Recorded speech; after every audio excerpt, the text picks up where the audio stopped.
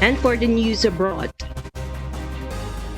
Israeli Prime Minister Benjamin Netanyahu has suggested that while the intense phase of conflict in Gaza may be coming to a close, there remains the possibility of a prolonged campaign.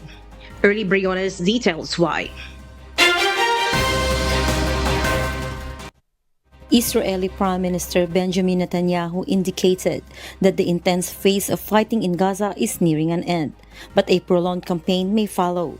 This has involved significant civilian casualties and continued military operations. The current situation reflects ongoing developments over the past few months, with recent statements and actions occurring in late 2023. The conflict centers on Gaza, particularly the southern city of Rafah, with broader implications for Israel's northern border with Lebanon due to tension with Hezbollah.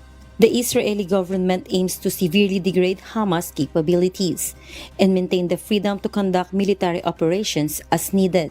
Netanyahu's strategy includes preparing for potential conflicts on multiple fronts and ensuring security against regional threats. The Israeli military has conducted ground offensives, airstrikes, and demolitions in Gaza, despite international opposition. The operations has involved heavy fighting, infrastructure destruction, and civilian casualties.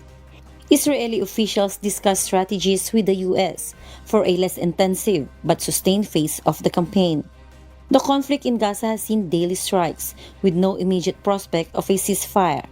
Netanyahu's strategy focuses on maintaining the ability to conduct military operations when necessary, even after troop withdrawals. Discussions in Washington between Israeli Defense Minister Yoav Gallant and U.S. officials have outlined a transition to a less intensive phase of the campaign, with an emphasis on strategic military and diplomatic preparations. Tensions on Israel's northern border with Lebanon have also escalated, with confrontations with Hezbollah raising concerns about a potential new conflict. Netanyahu has prioritized this front, visiting the border and observing military drills. The humanitarian situation in Gaza remains dire, with ongoing casualties and widespread destruction. Efforts toward a ceasefire have stalled, and there is no clear post-war plan. Netanyahu has suggested a future civilian administration for Gaza, potentially involving regional partners like Egypt and the UAE. Hostage families in Israel have increasingly criticized Netanyahu, accusing him of hindering a ceasefire and the release of hostages held by Hamas. Demonstrations have highlighted their frustration and the broader public's concern. While the third phase of Israel's campaign in Gaza may be less intense, there is no indication that the conflict will end soon.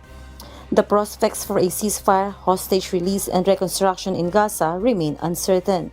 Early Briones, UNTV News and Rescue. We serve the people, we give glory to God.